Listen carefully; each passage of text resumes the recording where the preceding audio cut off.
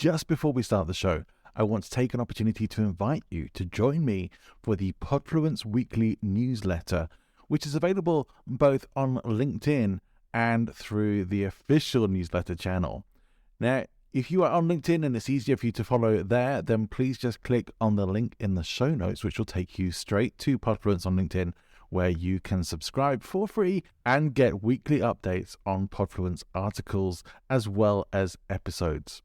If you would like to subscribe to the full newsletter where you'll get additional materials and, as my little incentive to you, my pre-podcast guest checklist for you to use when you're appearing on podcast shows so that you can be fully prepared every single time, then please click the link to the official newsletter in the show notes. Hope to see you there. Let's get on with the show.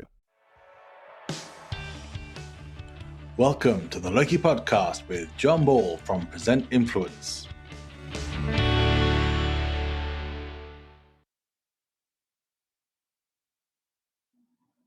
This week on the Loki Podcast, I'm very happy to be joined by a fellow presenter and public speaking trainer all the way from Boston. Please welcome to the show, Kit Pang. Hi, Kit. Welcome to the Loki Podcast. Yeah, thank you so much for having me. I am super excited. I'm really glad to have you here as well. Now, Kit, you pushed me to having my very first Facebook Live session the other day, and it was quite the ride. You asked some great questions. Yeah, how did it feel for the first Facebook Live for you? It was great. It felt like it's something that I want to do again. So I've signed up for the service that you used, and going to give it a try myself. So awesome! Good to hear. Yeah, really cool. Kit is the founder of BostonSpeaks. So he's a public speaking coach at Harvard Business School who has worked with speakers ranging from NFL players and 3-star Michelin chefs to Fortune 500 CEOs and TEDx speakers. He's on a mission to help individuals become exceptional speakers and communicators. Kit's seminars have been accredited as super fun, engaging, soul-searching, and insightful. And his happy clients include organizations such as Dell, Delta, Remax, Harvard, and MIT. That's a pretty impressive list. Kit is a serious fitness enthusiast participating in CrossFit, hot yoga, and a weekly marathon on Netflix. Kit, that's quite the resume, and welcome to the show. Great to have you with us. And we had the opportunity to have a bit of a chat about what we were going to talk about today, which is where you sprung the live session on me, which was really exciting. And one of the things we wanted to crack straight into, first of all, I'll give you an opportunity to introduce yourself and add anything to your introduction, and maybe tell us a bit about your journey into public speaking and presentation coaching. Oh yeah, I think one of the most exciting things I like to talk about when people read my bio is the last part. The Netflix show I'm currently watching is Vampire Diaries. So if anyone is watching that, we can always talk about it. But other than that, I usually like to get very personal. I used to actually be something that's not on the bio. I actually used to be a hip hop street performer. Right. And I used to street perform out in downtown Boston, did hip hop dancing for a while. And when I first began my public speaking journey, I was actually a little bit afraid to talk about hip hop dancing in front of a professional crowd because I didn't know how to use my story of hip hop dancing. But one day I said, hey, I'm just going to try it. Let people know that I used to be a hip hop dancer. And when I said that, I can almost immediately see people's eyes just open up, and they got more in tune with everything that I was saying too, with everything that I tied into.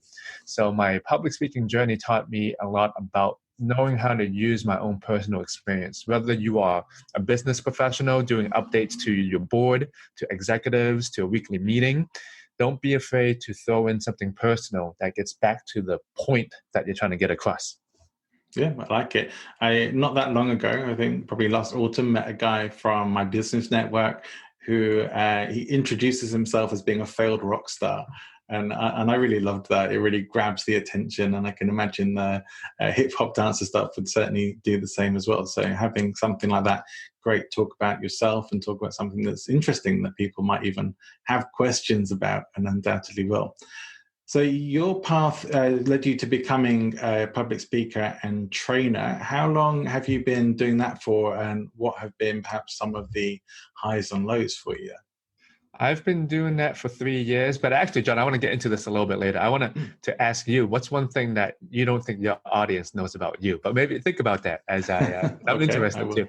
Uh, I've been doing it for 3 years, and I think one of the best things that helped me, propelled me as a speaker trainer, it was something that I picked up a long time ago. I think a lot of people feel the imposter syndrome. It's like, oh, if you're not the best expert in the world, how can you help someone? And then I forgot where I heard this. A fifth grader is an expert to the third grader. And sometimes even a college student, you're too far away removed to really help the people that you really try to help. So as a speaker trainer, I always just try to be a few steps ahead of the person that I'm trying to help, not be too far away because I won't be able to connect anymore in their world. Yeah. Interesting. Good. Well, I had a quick think about what don't my audience know about me. And not all my audience know that I was a flight attendant for 12 years. And not all my audience know, in fact, very few people know that I once auditioned for the Apprentice in the UK, not the Trump one, the Sir Alan Sugar one. I didn't get in, though. Oh, got it. How was the experience, though? It was really interesting. It was really interesting to see behind the scenes, and very much got a sense of the kind of people they wanted. And I don't really think it was so much business-headed people that they were looking for. They wanted drama, as far as I could tell. They wanted people who were going to. It's a TV show. Yeah, maybe be a bit competitive. Yeah, they wanted TV entertainment, and I think maybe I'm a bit too mild-mannered for all that kind of thing. Different TV shows look for different stuff, I guess. Yeah, but I thoroughly enjoyed the experience, and I met some really cool people at the audition as well. So I highly recommend just going for that stuff, even if you don't want to do it. It's great experiences. Yeah, that's awesome. Yeah. Okay, cool. One thing then we discussed that we wanted to bring up today on our chat was about influence and persuasion, and that you have some interesting takes and ideas about that as well. So let's get into that a bit, about what influence means to you, and what are the perhaps tools of influence that you most recommend to people or teach in your own coaching practice. I first want to ask the question of, actually, to you and to your audience, and I want to hear your response as well. What do you think is the difference between persuasion and influence?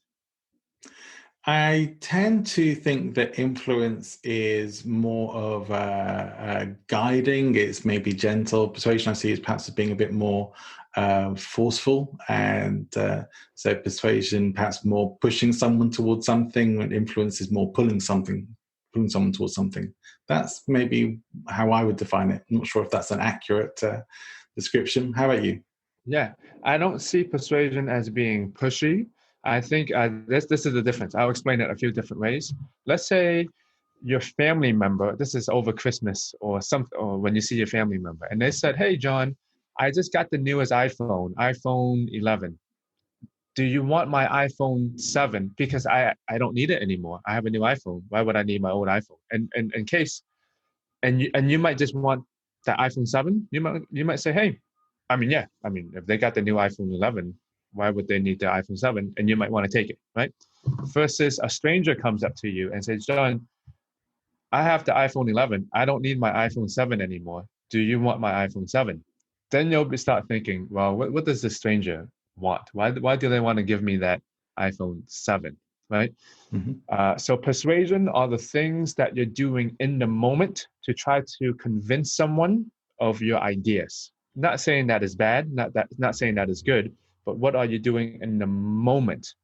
Influence, just like that example of family member and stranger, if someone has influence over you, it is you trust them, you respect them, and over time, this is why people have no buyer's remorse, because after you buy something from someone you trust, you're saying, yeah, I'll buy from them again because I like their branding so much. They have that influence over you. It's so good that it's not a pushy thing. Some people who are great persuaders, they might push you to buy something, but afterwards, you might think about it twice and be like, they did really good persuading me, but now I kind of feel icky about it. So other people also describe it this way. I forgot where I heard this from, but they said like playing the piano. While you're playing the piano, that's persuasion. But the 10 years you took learning how to play the piano, that's influence. Mm. So influence is kind of a way of being. It's how you're living, is your brand. Action speaks louder than words. It's that. While persuasion is in the moment. What are we doing with our body language, the things that we're saying? But again, influence is the bigger thing. Persuasion is what's happening in the moment. I would maybe see that as being influence there as being the context, and persuasion as being the object within the context. Yeah. Does that make sense? Yeah. So influence is more like the environment that has been built up, such as trust, which is a big part of that. Whereas the persuasion perhaps is more the direct convincing. Yeah. Yeah. Okay. Exactly. Cool. And this is when we go into, now people will then ask, if we split out persuasion and influence, how do we build influence versus how do we build persuasion, right? Now it's its own separate topic. So when we talk about persuasion and influence, we do have to talk about power. Why do people have power over others, right? Mm-hmm. And here are some reasons why. One is because of ranking, right? What ranking are you in your company? If you are the CEO, well, you're at a higher rank than someone else, right? There's the ranking, there's the status. Another one is basically, do you have the information? If you know information that other people don't know, well, you have more power over them. Let's say it's a stock market and you have some insider information that no one else knows. Well, you're the only person that knows right now, right? But these types of power are sometimes the most common. But what we want is, when we think of influencers, like the social media term, it's not the ranking. It's not that they have some special extra special knowledge that they try to sell, but it's who they are at the end of the day. Yes, we can say they are experts, but there are so many experts out there. We decide, that's the expert for me, is because of who they are as a person. And that has influence. That's way more powerful than the information alone, whatever we're teaching, or the status that we're trying to get across. And we're talking about leadership. Basically. Same reason why brands want celebrity endorsements. And yeah. It's just the association, or why certain people in the personal development industry like to have their photo taken with every famous person they meet and use it in their promotional stuff, because it's the association factor, even if that's the only time you've ever met. But people make the associations. But if you think about these things, like what you're saying, it's also, who you associate yourself with. Yeah. But the three things that I'm describing, right?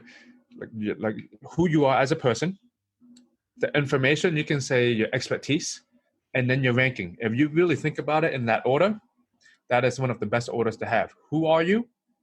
Are you an expert? Do you have information? And then care about your ranking at the end of the day. But they all still evolve and help each other. And how you can build influence over other people. Yeah. That's interesting. How would you then apply that concept to working with a client? So when we're working with clients, let's say we're trying to get better with our public speaking. Okay, let's say you have an audience in front of you. Now, let's say they don't like listening to you. Well, okay, even if they have a predetermined thought about you already, and you have a message to give them, you can still be persuasive in the moment. But you see where I'm going back to with being influential. It's like they're going to say, who is this person? Are they an expert? Or do they just depend on their ranking because they're CEO? They think they can tell us what to do, right? Now they're looking at you. I mean, it's very small, but they're looking at you for a moment and be like, who is this person? So you can really think of, and I think the thing that we want to dive into today is more of the persuasion side. But for people who want to build their influence, think about it like the Wizard of Oz. And here's what I mean. before the Wizard of Oz, oh, he's this big character, this big scary character that no one has seen, right? He has a lot of credibility because it's word of mouth. But his credibility gets lost when people see that he's the Wizard of Oz is this little guy that's just behind this big screen. And we're like, hey, your credibility is lost. I mean, now it's your actions worth more than your word. So if you want to keep on building your influence, you have to think about your credibility, right? Are people, when they talk about you, is that who you are? Are you living up to your standards? And are the words that you're saying matching your actions? If you keep doing these things over and over and over again, it's actually hard not to persuade people because people will be like, wow, that person practices what they preach. They stand for what they stand for. That's a person that I will look up to. Sure. And when they have all of this, and when you get in front of your audience, that is the stuff that wins over your audience. The things that you'll say, it only contributes to the spice of that. Yeah. So you could wrap that as integrity to a greater degree. Yeah. Integrity, the values, and it all goes back to that. I mean, it's hard. These things are hard. It's not easy. These are one of the hardest things. Yeah, it's interesting that I found in my own journey, and I certainly find this with other people who are with as well, that you discover more of who you are the further you go through life. But certainly when you start doing things like public speaking, and when you start talking about yourself more, you have to have a certain level of vulnerability. And you can't just get up there and play a character. I've done acting, I've done drama in the past. That was part of my university degree, and it was great fun. But it's very different getting on a stage as a character or as a musical performer to getting up on a stage as yourself, which requires a level of vulnerability. Otherwise, it is just an acting performance without that. Yeah. And when you have been speaking, John, has that vulnerability always been there, or no, it takes time. Yeah, it takes time to open up a bit and to feel comfortable, I guess, and to realize what you can actually say to people, and to understand that when you know how to put things the right way and to express yourself well to an audience, that so many of the things that are your unique experiences, even if the audience don't directly share them, they will be able to relate to them. And some people will directly relate to those things as well. And you only really realize that by sharing some of the deeper things. Yeah. And I want to ask, do you have any favorite speakers in real life? Was there anyone that when they were speaking, you're like, wow, they're so good? Yes, I'd say one of my favorite speakers, because I did work with in a training that he was working at a while back. So I got to see him speak quite a few times. There's a guy called Les Brown. Maybe you've heard of Les Brown. Yeah, Les Brown. Yeah, really funny speaker, really very engaging, very heartfelt, and hilarious as well. Really funny guy too. And when I first saw Les speak, I thought that's very much the style of speaking that I want to have. Just very easy but comfortable, humorous, but also vulnerable and emotional and really heartfelt. And so Les is one of those people that I really admired as a public speaker, and got a lot from watching him. Yeah, and like exactly what you're saying, John, is like the vulnerability. It takes time to even hone that skill of being vulnerable in front of an audience. Just like what I was saying earlier, right? When we're actually playing the piano, that's persuasion. But the 10 years that they took to build to that performance, it's the vulnerability they took to take a risk on, the skill that they practice. So when we do talk about public speaking, yeah, someone might be a very good public speaker tomorrow or 10 years, but it's that time they took to keep on working on their craft. That one day, anyone might look at Les Brown now and they might say, oh, he's going to kill it. Not because he started yesterday, it's because he took time to really build that skill up. Yeah, absolutely. How about yourself? Do you have any favorite public speakers? My favorite speakers are actually some people that host events, like MCs. What I love about MCs are they make the boring engaging. It's like they're announcing a sponsor and they make it the most fun thing ever. And that's what I look for. It's like, how can they take something that's so mundane, like talking about the Wi-Fi password, but they make it so exciting and so engaging. They make the whole event come alive because they're excited for it. Yeah. Absolutely. Well, I mean, I find I discover new and interesting speakers all the time, being part of Toastmasters International as well. And so from new to experienced speakers, I'm always surprised at what people can pull out of themselves when they're giving a presentation. And I see that sometimes with my clients as well. And I love seeing that journey of going from really scared initially to feeling a bit more confident and actually being able to comfortably share a story on the stage. Yeah, I'm so glad you brought up Toastmasters. This is something that I've heard from different public speaking trainers. Some of the best speakers that they have witnessed in person are actually not the most sometimes trained professionals. It's the people who became vulnerable at that time and they unleashed it at that time. It's that moment that they can't recreate again. So that's why it makes that moment special. Yeah, I think the thing I love most about Toastmasters is it doesn't really teach you the technicalities that much of public speaking, really only some of the basics, but it does get you in the habit of practicing your speaking and evaluating yourself and picking yourself up on things that just help you to clean up your performance and your language. So from that regards, and it also encourages creativity because you generally will work on different projects. Whereas when you see people who, I agree, when you see people who've been to lots of presentation trainings, and something that I did several years of multiple presentations, you learn lots of tips and tricks and what certain things mean or how to use the stage in certain ways. And you can certainly use all of them, but whilst you're learning them, things don't look very natural or don't seem very natural. And so you don't really end up with quite the level of natural engagement that you might get from somebody just getting up who's untrained and giving a really heartfelt talk. Yeah. But I do have to say, John, when people do want to be natural, they do have to practice the foundations to be natural. Because at the beginning, it will feel unnatural. Just like learning how to play the piano or ballet to everyone or any kind of sport or anything. It does feel unnatural at the beginning to learn, let's say, how to play this chord, or it feels very unnatural unless they get so used to it. Then it becomes natural.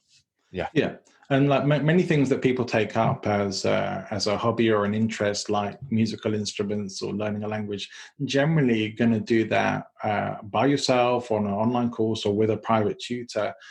Not so often, or maybe in a group, but not so often you're going to do that where you're practicing that in front of a whole group of people on a regular basis, and that's your method for getting better at it. So public speaking is a bit exceptional in that regard, which I think why there's tends to be a lot more fear attached to it. But the same principles apply of, whatever you start, you're not gonna be great at first. Nobody starts off with mastery. Yeah. No one starts off with. There's a quote that I've heard: "A master has failed more times than the beginner has even tried." I don't know who said that, by the way. No, I'm not sure. The guy I do a lot of work for, Harv Eker, he says every master was once a disaster, which I really like. Oh, that's good. I'm going to use that. Every master was a disaster.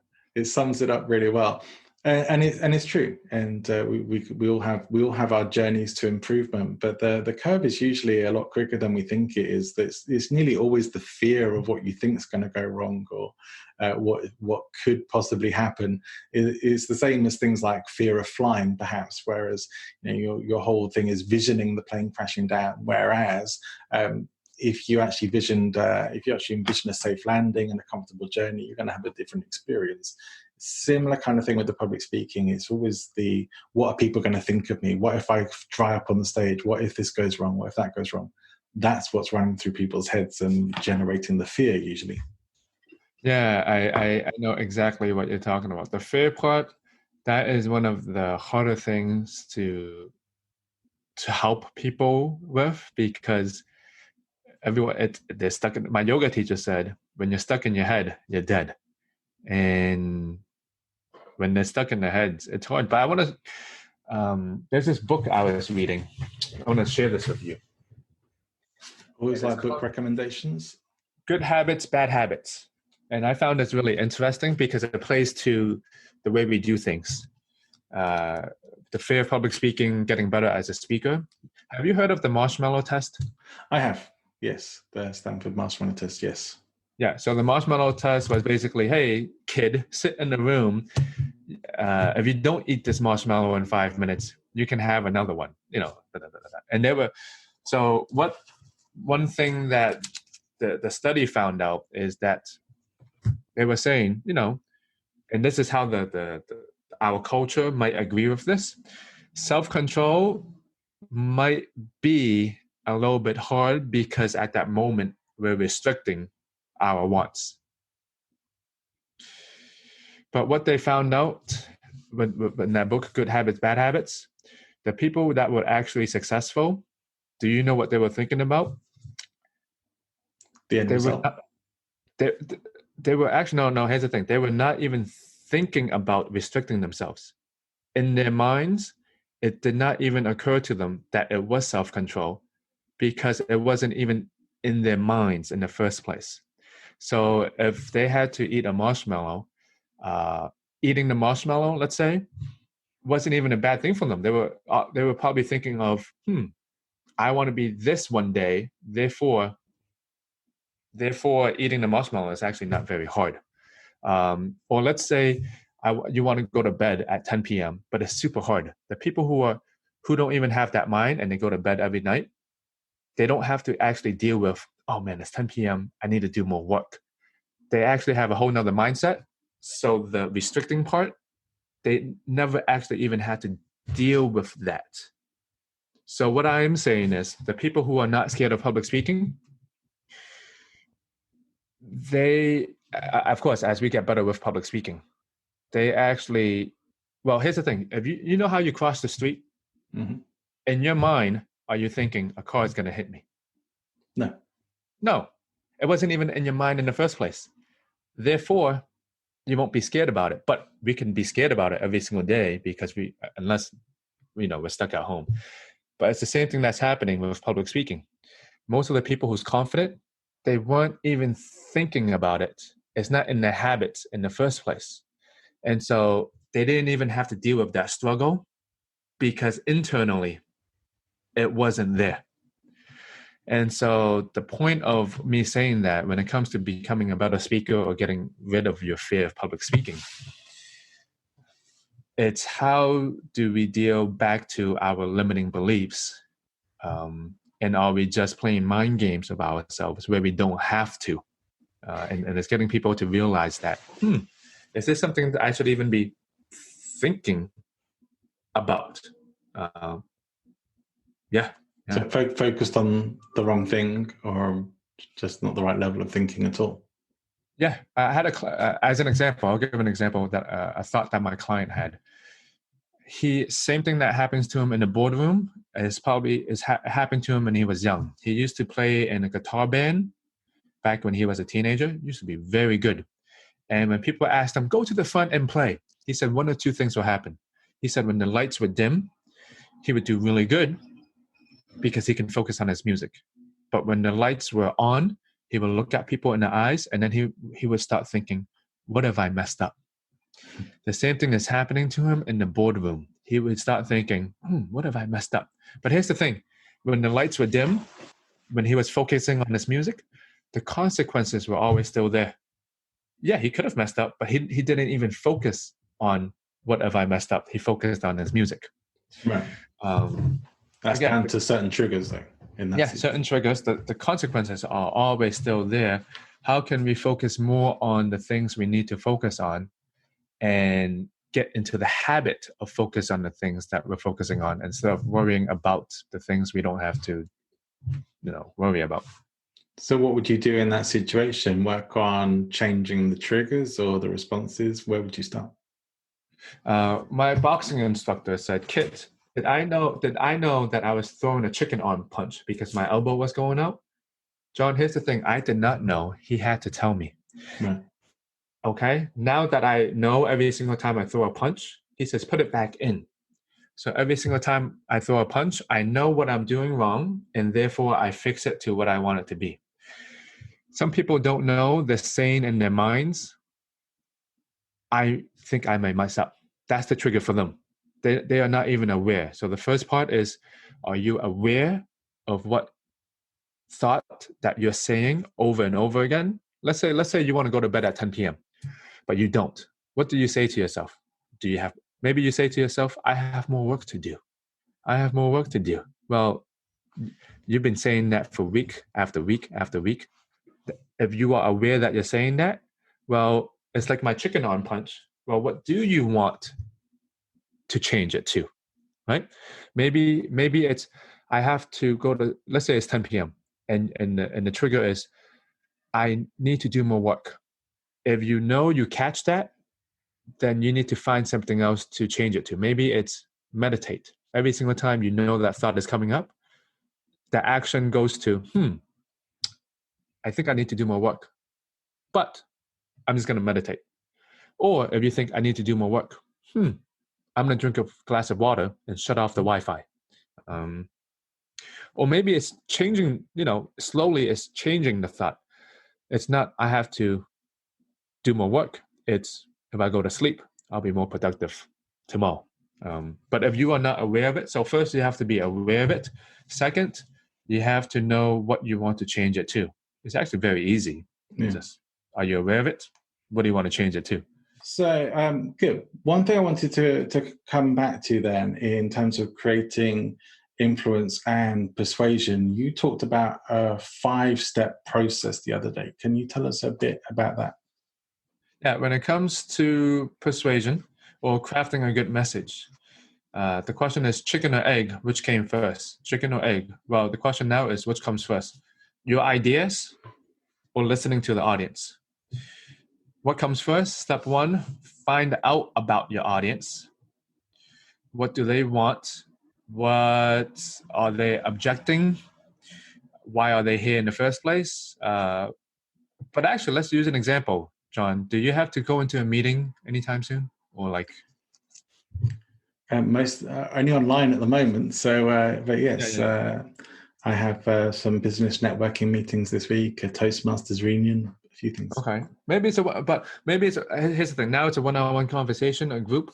But let's say it's Toastmasters, a group of people who wants to practice public speaking and the business professionals.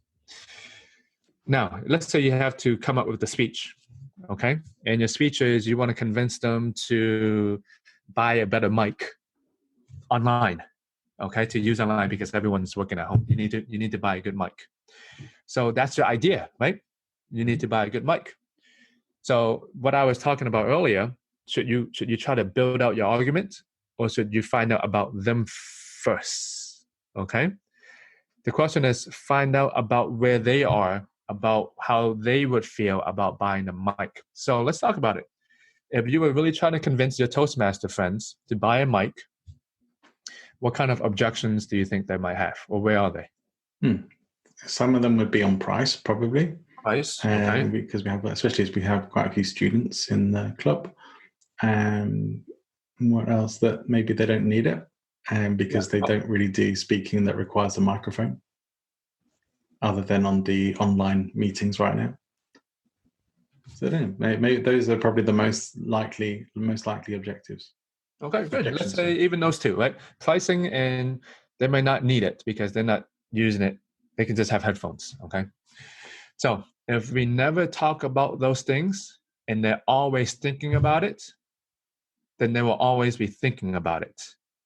It's kind of me saying to my parents, hey, Dad, you need to eat organic food because organic food is so healthy. If I keep on talking about how healthy it is, but all he cares about is, well, son, how do we know it's really organic food that's going into the stores? They can all lie about that. It could be they just put the label on it. How do we know it's actually organic? Okay.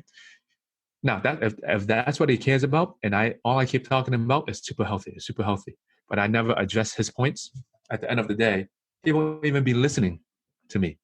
So even if you start out with, Toastmaster friends, I know that we're all working at home, and getting a mic for you, maybe you don't even use it that much because you're not on it 24/7, right? Now, if you're directly talking to them, that's why their ears will perk up. So if you know a lot more about them, therefore, step one goes into step two. Now you can brainstorm and have a lot more ideas, right? Even if you know, okay, pricing is one for them, they might not use it a lot. You know how many more answers and content that you'll have before you even started digging, okay? So listen to them, try to find out as much as I can, what are the objections? Why are they here? What do they want out from this meeting? What would make them happy after this meeting? Then you can brainstorm. Second step, what are the main ideas you want to get across? Less than 5, okay? Less than 5. The less, the better. It's kind of like a grocery list. If you have a list of 10 things, you're going to forget. If you have one main point to get across, that's the best, but less than 5. So let's say, again, the points are so easy. It should be less than 2 sentences. These are the main ideas, okay? So that means after they leave the Toastmaster speech, they want to get a mic. I'll use a different example, iPhone, okay? iPhone is the best phone because it looks good. There's no extra buttons, and everyone else is using it, okay? Boom. If you have those 3 ideas, these 3 ideas make the whole central theme of iPhone as the best phone. But why? Because it looks good, it's simple, and everyone else is using it. Those are your main ideas, okay? So you listen to your audience, brainstorm your ideas, which takes no time at all. You just have to write it out in a sentence. Now, when it comes to persuasion, how do you make these ideas sticky, engaging, memorable, and how do you get them to say yes to this? This is when it comes to step 3. How can you use persuasive languaging to make these ideas sticky? Okay, so let's say we're going back to, am I making sense so far, John? Any? Yeah, absolutely. No, I understand. I mean, similar to, we'll talk about so far, a bit similar to general marketing principles of getting in the head of your audience, being able to kind of speak in a language they understand, preconceiving potential objections and understanding their desires, aspirations, their problems and their pain as much as possible. That's going to give you a much clearer way to communicate. That's just as true in persuasion from a stage platform as well. Yeah. So let's bring this back to the mic example, okay? Can you give me one idea you want to get across if you're getting them to buy a mic? What's one idea? Okay. Improvement on voice quality. Okay. Improvement on voice quality. Okay, now let's make this a little bit stickier now. Why is it important to them? Because if they sound better, they'll be more influential. Okay, good. So your main ideas should be important to your audience. When I first asked, what's one idea you want to get across? Well, the mics improve your voice quality. Okay, yeah, that's good, right? But again, to refine that idea, buying a mic will improve your voice quality so you can be more influential when you're speaking on camera or in your meetings or when you're doing a presentation, when you're working from home. Okay, now they're thinking, oh, wow, yeah. When you make it important, your ideas, again, should be important to your audience. Not important to you, but to your audience. So just by saying that is actually not sticky enough, right? Buying a mic will help you become more influential to your future meetings. The question now is, you have an idea. How do you get people to accept this idea? This is where it goes down to, this is basically basic argument. How can you use data? How can you use stories? How can you use similes? How can you use contrast? How can you use, how can you motivate them and share a testimonial? Okay. All of these things are built on the idea. Most of the time, you just share stories or testimonials or experiences. just to share them. But if you have no idea to back that up on, it won't be memorable. Okay. So John, can I ask you to share an experience? Here's a contrast, okay? Someone who doesn't have a mic and someone who has a mic. Sure. Do you have an experience of someone who doesn't have a mic and someone that has a mic that helps people improve their voice quality and become more influential? Yeah, sure. So, I mean, the online Toastmasters meetings would probably be a good example. In fact, we just had a competition meeting the weekend for my club or my district. And some of the people had really bad audio because maybe they didn't have, I think they were just using their inbuilt microphones. And some people had much better microphone quality because they purchased a better microphone. Some of them could be heard, some of them couldn't be heard very well. Some of them sounded really crystal clear, and some people sounded very distorted. Yeah, boom. That's it, right?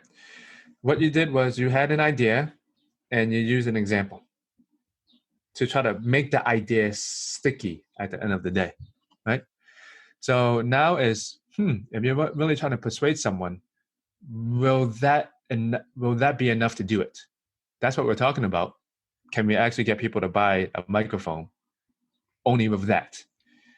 Depending on where the audience is, right?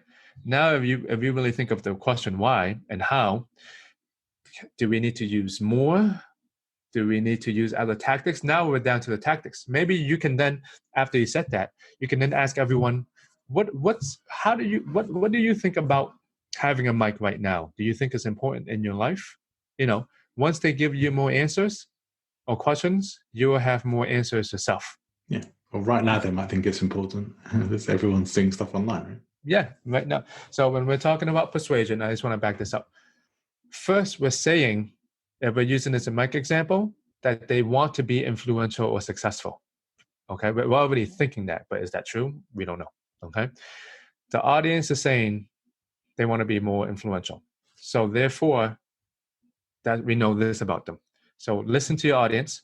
What's the main ideas we want to get across? How can we make it sticky? Okay. Fourth, you want to make this an interaction and dive deeper into what they're thinking. Because from now, we're just assuming. Now it's how can we speak off the cuff and you can see before was kind of like the pre-planning phase. Now we have to be really good at the during phase and really listen to the audience again and know how to respond in the moment. Because if you have everything prepared, but it's not what they're thinking about, you may just be talking to a wall. So you're actually talking about interacting with the audience here or just picking up on what's going on with the audience? Yeah, I'm saying if you're so good, you're able to adapt in the moment and adjust to where they are at. Yeah. Okay. And how are you going to get that sense of where they're at? You can ask questions. You can get them to raise their hands. You can see if they're nodding or not. If they are looking at you really closely, if they're all engaged, that might say something. If they're looking at their phones, I'm going to say this: if everyone's butts are hurting, don't keep on going with your presentation. Stop. Some presenters, they know everyone's butts are hurting, but they keep going on. Why? Because they have something prepared and they don't want to go off course. They have to be able to, because if you feel like your butt is hurting, everyone's butts are hurting from sitting too long. Yeah. Well, one useful thing that I always remember from my early days in presentation skills training was that you do have to have some kind of state change on a regular basis. It doesn't always need to be massive, but it does need to be probably about every 7 or 8 minutes. Otherwise, people start to drift off in a long presentation. In Toastmasters, that's not so much of an issue because most of the presentations are only about 7 minutes at tops. But yeah, in a longer talk presentation, it could be that partway through you get people to stand up and have a stretch. And I've done that before in bigger presentations, and it's amazing how many people don't do it, but people always feel better when you do it, and you can actually get a bit more engagement then and then bring them back to it, and the whole energy changes and engagement stays up. So there's stuff you can do that can get them back, especially if you see that they're switching to looking at the mobile phones or not really paying attention or engaging. Yeah, and that's a skill by itself, knowing how to be in the moment. That is part of public speaking, a good Sure. public speaking and good persuasion. Because again, persuasion is happening in the moment, not what you planned, it's what's in the moment. One of the things I will often teach, I certainly teach it to my clients, and I teach it to anyone in public speaking, is that you have to consider the emotional states that you want to generate in your audience. And so it's not necessarily just considering where they are, but depending on the kind of presentation, but maybe even not to some degree, what are the most useful emotional states that you want them to be in? And then to actually put yourself in those states, because the best way to help them get there is to lead them there through your own state. Which means, obviously, if you come in with too high, super high energy, and you're too big and up there, there's going to be a huge chasm between you and your audience. So it's not good. You still want to have good energy, but not to a level that is like people just going to just blow my brain. That's too much. Somewhere where they can actually reach to, because your energy is going to change theirs as well. It will change the whole tone of the room, the feel of it, the engagement level of it, the amount of fun people are having. And that comes from you and the energy you put yourself in, not just the words you say. Well, John, let me ask you this. Let's say you want to get into their heads and you want to know about their energy level. What if someone says, well, how do I know how they would feel? What if they don't know how they feel? What would you suggest? So there are some things you can do as a presenter, like reading body language to a degree. So although body language, you can't take it as being always read, that everything, one thing means this and another thing means that. There are things like somebody who's got their arms and legs crossed is a bit closed off and probably a bit disengaged. Staring at the mobile phone is a very clear indication they're disengaged. You can usually get a pretty clear idea from people's faces as to whether they're interested or enjoying a presentation or if they look bored. So, I mean, it's physical cues initially that you can pick up on. In those sorts of situations, it could be hard to ask questions because you might just sort of hear crickets and tumbleweed in the background because no one's going to say anything.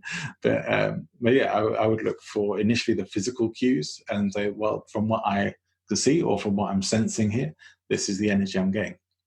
Yeah. Love that. That's great. As a presenter, have you ever come across this idea of the presenter state? The presenter sort state. of expanded awareness where you're not in foveal vision, you're in peripheral vision. So you're kind of seeing the whole stage. When you're in peripheral vision on a stage, you're not directly looking at anyone particular, but you're kind of looking at everyone, and you start to notice these movements as well. And you'll when you're not too stressed out about what you're talking about, trying to remember stuff, you can actually start to notice a bit what's going on in the audience and pick up on cues from it that way. And it's surprising how much you can pick up on just from that one thing. Whereas if you're not in peripheral, you may end up just fixing on individuals, and that also has the risk of, to some degree, excluding the people who you're not actually focusing on. I think it's crucial to have that much experience to be able to get into that. You know what I mean? I think that's the hardest thing about public speaking is you either enjoy it, you want to get better at it, or you dread it. So I hope the people who are dreading it, that you can get to the next level of trying to enjoy it. Yeah, I must admit, I think for me it took a while to get to that level of just enjoying it and having fun with it, and now I do. I love getting up on stage. I have a great time. I feel very comfortable with it. There are still some times when I'm giving a talk or presentation where I get a little bit of butterflies, but I know how to channel that into my performance energy now, and it's all a bit different. But I think the one thing I realized, maybe this is an interesting thing to share, I don't know. When I did my very first Toastmasters competition, and I was really ready for it, and thought I had a great talk, and I easily won my club level, and I was really excited to go through to the next level. And the competition and the next level I was a bit more well matched, and so it was a bit more serious. But I still expected to win, and then I didn't, and it was really, really disappointing. Oh. And it got me to go and take a look. I'm one of those people. I'll pore over things and analyze the heck out of it. And so I went home thinking, why was I really expecting to win, and why didn't I? What was I missing? What was the mismatch there? And it actually put me on a path to deciding that it would be a good idea to work with a public speaking coach, which is what I started to do. I thought, well, I've never actually directly worked one-on-one with a coach for, or learned from one specific person. So I decided to do that, and then discovered this whole other level of public speaking that I hadn't come across before, from somebody who specifically coached public speaking skills to a very high level and was very experienced and accomplished in the field. It's like, okay, I know I'm a good public speaker, but there was a whole level that I wasn't even aware of. Wow. How long ago was this? Oh, not that long ago. I'm talking maybe a few years. Wow, that's great. And look at you now. Yeah. The growth journey is interesting, and just from things I learned from working with that coach, my own level of public speaking shot up in a very short space of time to a much higher level. And even now, I'm realizing, I keep finding more things. There's more levels that you just get to as you grow. There's always still something new to learn, or someone new to learn from, in different ways. And don't want anyone to get put off by that. It's like, well, you're never going to learn everything. No one's ever going to learn everything. The basics can be achieved in a very small space of time, but it's the mastery that is the lifetime journey. Yeah. Well, John, I'm so glad you looked into a coach and you're developing as a speaker. Right. Me too. I have to be honest with you. I should seek out a public speaking coach. I've never had. I had friends, and I was just doing it so much. I kind of feel like an imposter sometimes. I'm like, how can I teach public speaking when I never got a public speaking coach myself? It does. I can recommend it, because it does make a difference. And learning from, I had never considered learning from people who had been like Toastmasters public speaking world champions and things like that. That they have a lot to teach, and that they, people who make their business doing public speaking, like after dinner speaking or things like that. They have a lot to teach you. There's many different aspects to public speaking, depending on. There may be bits that you want to master and bits that you don't really care about, but the bits that you do, there are people who can help you get there quicker, for sure. Like you, I had never really thought, Toastmasters enough. I get a lot of feedback on a regular basis from all different levels of speakers, but actually working one-on-one with a coach and getting specific feedback, guidance, instruction on the things that make a bigger difference. That was one of the things that inspired me to move my own coaching much more into working with public speaking and presentation skills and influence and persuasion, the things that I'm passionate about, and the reason for starting this podcast. I mean, this podcast, as some listeners will know, those started off from a Toastmasters project and has just kind of blossomed from there. Oh wow, that's so great to hear. Yeah. So I highly recommend it. So let's come back to. Were we still working through your process? Was there still some more we didn't get to there? Yeah, I would say after this we can wrap up the podcast, dude. Basically, sure. The last step is to it's a small reflection process. Usually people don't reflect, and it's the reflection process that makes everything better. It's just like a product. People have to reflect on how the product is, not just build a product and then keep on building it. So a quick reflection process that I give for every event that you go to, give yourself a number, 1 to 10, 10 being the best. And then write, if you gave yourself a 6, why did you give yourself a 6? So if you do this for every event throughout the month or year, well, you better be getting higher and higher numbers. That's it. You'll give yourself a lot of answers. Like maybe after a conversation, I'm giving myself a 5.5 or 5 because I've got to ask questions. Whatever. So you can just use that and then again give yourself higher numbers. But why would you get to a higher number? I really like that. I like the principle of self-evaluation. I use a productivity journal every day and every week, and I rate myself each day on my level of how I feel about what I've achieved, and have those daily reviews. And doing it with something as specific as this, give yourself some regular check-ins, not just what other people feed you back, but how you felt about it and what you think. Great, I love it. Yeah. Very nice. Yeah.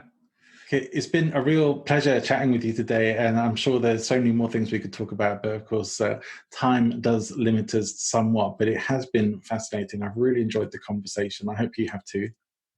Yeah, John, I just want to say thank you and to your audience too, but thank you for having me. Some of my audience are going to want to know how they can find out more about you and how to get in touch with you. So could you share that with them? And maybe one final thought that you'd like to leave everyone with? Yeah, I would say one final thought is keep on listening to your podcast, John, because you're giving some good content out. When it comes to more effective speaking, it's kind of like riding a bicycle. Don't read too much about, this is the opposite of what the things we're doing, but don't read too much about public speaking. Don't listen to too many things. You just have to find opportunities. Get on the bike, go ride the bike, learn how to fall, get back up again, discover your own way. Then, of course, listen to a few podcasts along John's podcast along the way, but don't go overwhelming on too much information. That's going to drown you out. And if you would love to connect with me on LinkedIn, I really do hope that we connect on LinkedIn. I'm really big there. You can also go to BostonSpeaks.com. Great. Well, we'll put all the links for how to connect with you into the description so people can find them there. Kit, just want to say thank you so much. I love the call to action. Just go and do it. Don't spend all your time thinking about it, and get started and then work on it as you go. That's a much better philosophy for moving things forward. I love it. Thank you so much for your time today. Your information's been great. I've really enjoyed the conversation. Let's wrap things up there, but thank you. Thank you, John.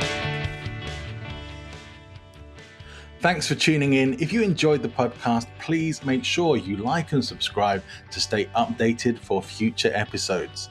If you think you'd make a great guest on the Low-Key podcast, or you know someone who would, or you have any feedback that might help us to improve the show in the future, please email me directly, john@presentinfluence.com, or visit the Present Influence website, or our LinkedIn, Facebook, or Twitter accounts. We look forward to hearing from you and connecting with you there, and seeing you again on a future episode of the Low-Key podcast.